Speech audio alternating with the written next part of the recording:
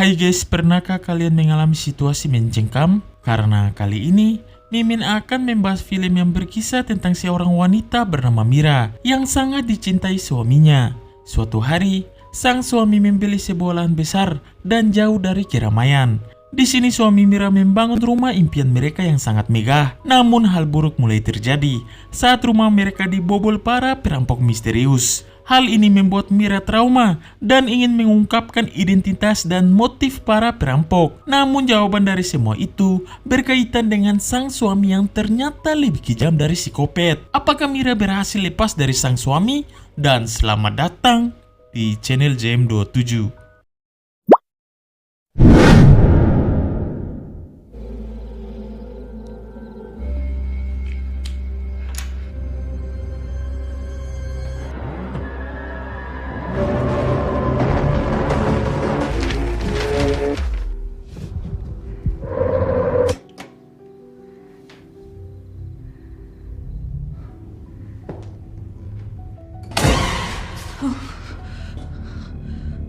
Awal kisah, terlihat seorang wanita manis yang sedang jogging dan itu adalah Mira.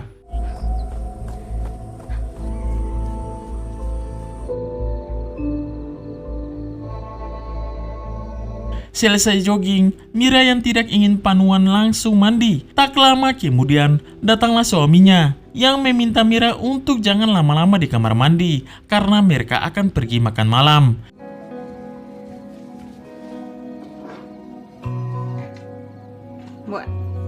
Tak ingin ada seorang pun yang mengganggu keromantisan malam ini, mereka memutuskan untuk tidak membawa HP. So one of those fact thingies. Well, you should be like. I sent out that Evite this morning. Noticed you checking in the shower? Oh, yes. Thank you for doing that. Saat kembali ke rumah, Hendry merasa aneh. Di sini Mira pun menyadari kalau rumah mereka telah dibobol para perampok. Okay. Okay, then why didn't they take it? Insiden ini membuat Mira sedikit panik dan takut para perampok kembali ke rumah mereka. Namun bedanya dengan Hendry yang tidak terlalu ambil pusing dan menenangkan Mira.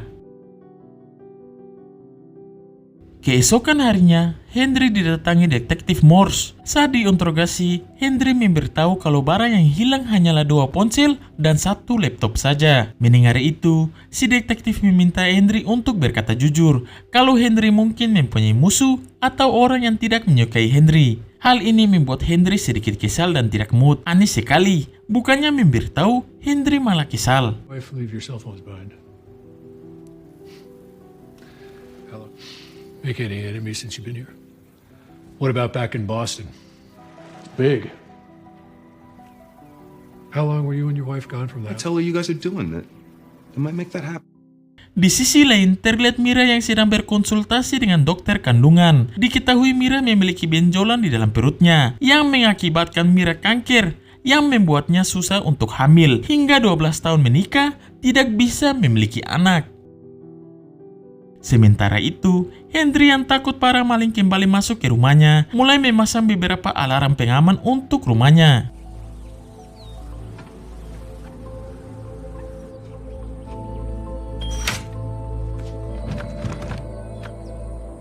Saat malam tiba, Mira yang baru pulang ke rumah merasa senang karena Hendry sudah memasang beberapa alarm untuk mencegah para maling. Di sini terlihat kalau Hendry sangat-sangat mencintai Mira.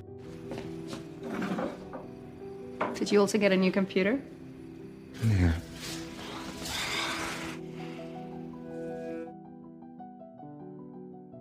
Saat malam semakin larut, Mira yang kepanasan karena AC-nya mati terbangun. Di sini Mira memberitahu Hendry kalau rumah mereka sedang mati lampu.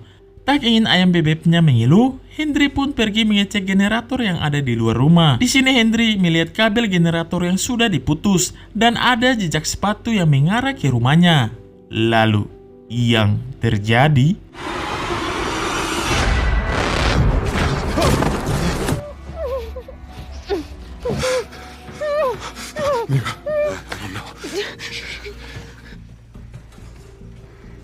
Setelah berhasil menyelamatkan Mira, Henry mengambil sebuah pistol yang ia kubur di dalam pot bunga. Saat sedang memberikan Mira aba-aba, Henry malah diserang para perampok. Untung saja Henry masih bisa lepas dari mereka dan membawa Mira naik ke lantai atas. Kemudian memberikan kunci mobil, lalu meminta Mira untuk segera pergi dari sana. My arm. I'm gonna lower you down. I got you.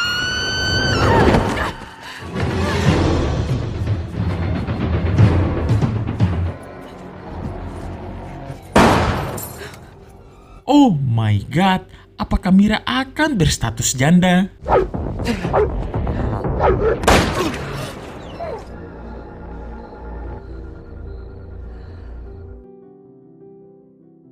Keesokan paginya, terlihat Henry yang ternyata masih selamat. Di sini mereka berdua menemui detektif Morse dan juga bestinya. Setelah itu, para detektif menunjukkan foto para perampok yang sudah membobol rumah Mira. 2 dari perampok berhasil meninggoy karena ditembak Henry, dan satunya lagi masih sekarat dan berada di ruangan ICU rumah sakit yang tidak jauh dari rumah Mira. Hal ini membuat Henry dan Mira ketar-ketir, takut sang pelaku yang masih hidup akan membalaskan dendamnya. Lantas detektif Mars memberitahu kalau anak dari salah satu pelaku yang sedang sekarat, yaitu Dylan, telah menghilang beberapa bulan lalu dan sampai saat ini mereka tidak menemukannya. Di sini para detektif yang sedang menyelidiki kasus tersebut mencurigai kalau Dylan dan anggota circle-nya yang sudah menculik Christine. He's in the ICU at St. Mary's. I might even peg them for what happened to you freshman at the community college.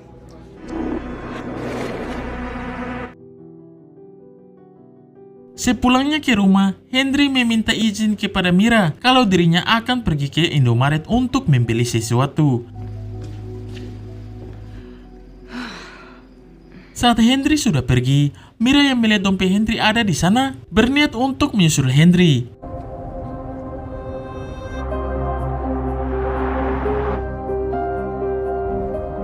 Di tengah perjalanan, Mira merasa heran karena Henry bukannya pergi ke Indomaret, malah belok ke arah RS Dylan dirawat. Ketika akan mengikutinya, tiba-tiba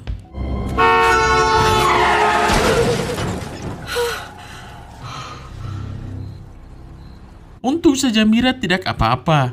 Ketika kembali ke rumah, Mira menanyakan apa yang sebenarnya Henry lakukan tadi. Di sini Henry mengatakan kalau dirinya sedikit lupa jalan. Maklum mereka juga belum lama tinggal di kota ini. Mendengar itu membuat Mira merasa aneh.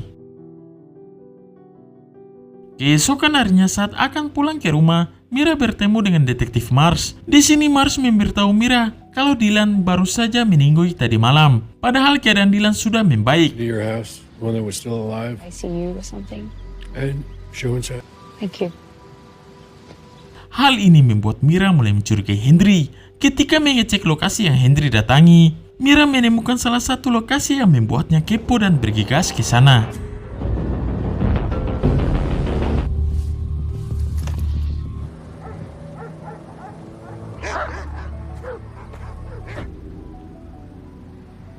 Sesampainya di sana, Mira yang sudah tahu rumah Dylan masuk ke dalam. Di sini Mira tidak sengaja menemukan sepenggal kertas paket milik Dylan.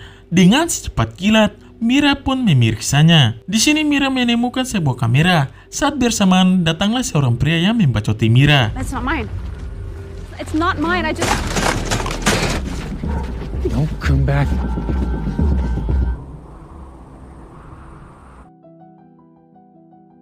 Setelah pulang ke rumah, Mira yang Carlota bagaikan tetangga Mimin mengecek isi kamera tersebut. Sayangnya Mira hanya bisa melihat setengah dari video yang ada di sana.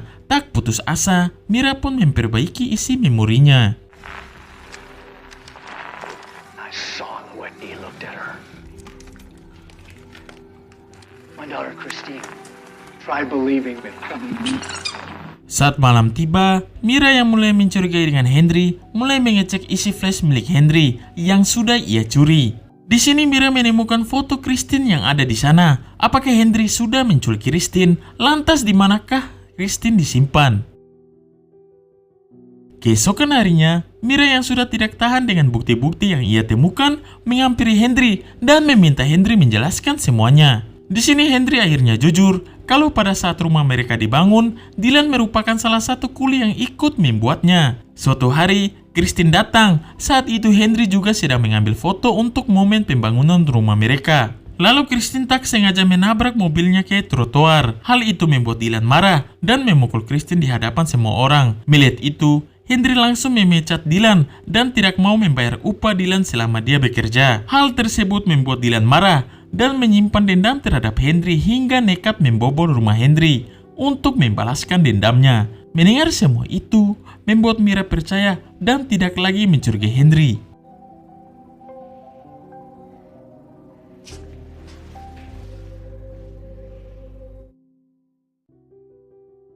Singkat cerita, saat Mira akan pulang ke rumah, salah satu teman kantornya memberikan Mira paket yang Mira pesan di Shopee yang merupakan kamera yang kita lihat saat Mira mengambilnya dari tempat Dylan. Setibanya di rumah, Henry dan Mira sangat sibuk karena akan menyiapkan acara syukuran di rumah mereka. Tak lama kemudian, teman Mira dan Henry mulai berdatangan dan acara pun dimulai.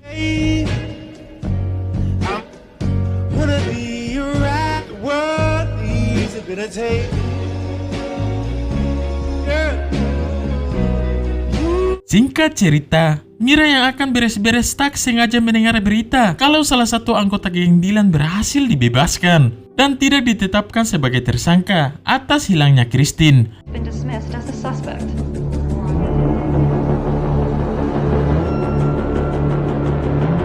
Melihat itu, membuat Mira kaget dan segera pergi ke mobilnya lalu membuka paket miliknya. Di sini Mira melihat semua isi rekaman Dylan yang mengatakan kalau Dylan mencurigai Henry atas hilangnya Christine. Karena dari cara Henry menatap Christine, terlihat sangat aneh dan mencurigakan. Selesai menonton rekaman tersebut, Mira bergegas ke ruangan kerja Henry untuk menemukan petunjuk lebih lanjut. Di sini Mira tak melihat denah rumah mereka dan tak sengaja menemukan sebuah pintu rahasia lalu masuk ke dalam.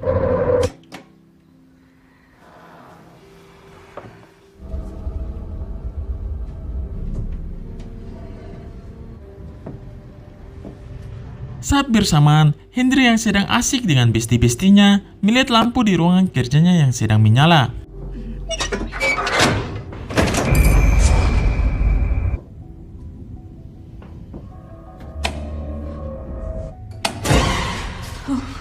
Oh my god, apa yang sudah diperbuat Henry laki-laki jahanam? Ketika akan melepaskan ikatan Christine, tiba-tiba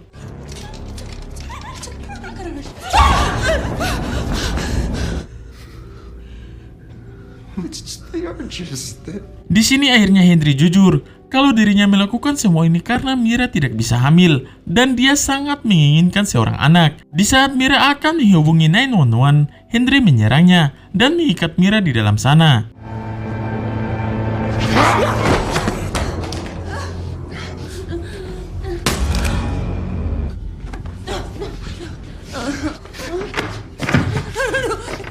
Infertility that it caused. Henry, don't! Henry!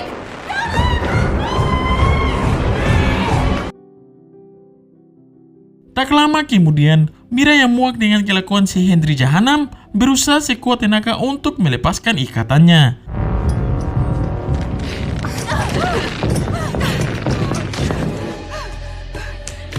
Setelah berhasil dilepas, Mira kemudian membebaskan Christine. Di sisi lain, Henry yang tidak ingin usahanya sia-sia selama ini turun lagi ke bawah.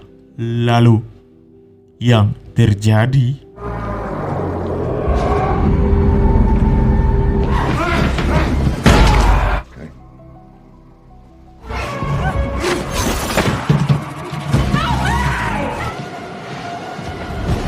Hal itu membuat Mira tak sadarkan diri dan Christine pun berhasil ditangkap. Lalu diseret masuk kembali ke ruangan terkutuk. Di saat Henry akan mengirimkan Christine ke alam barja, tiba-tiba I decide when.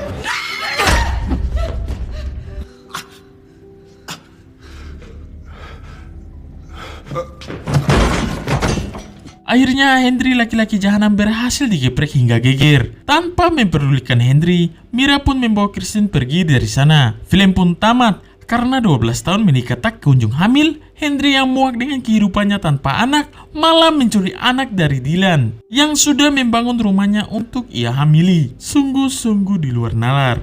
Sekian dari film tersebut. Jangan lupa untuk like, comment, and subscribe. Polote.